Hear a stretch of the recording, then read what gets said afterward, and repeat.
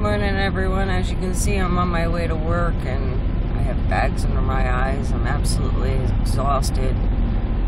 Unfortunately, I was extremely tired last night, but I still, again, did not get the sleep I needed because my husband snoring keeps me up for hours on end.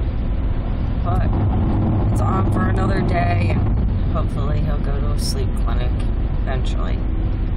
All right, everyone. Have a wonderful day at work. Bye.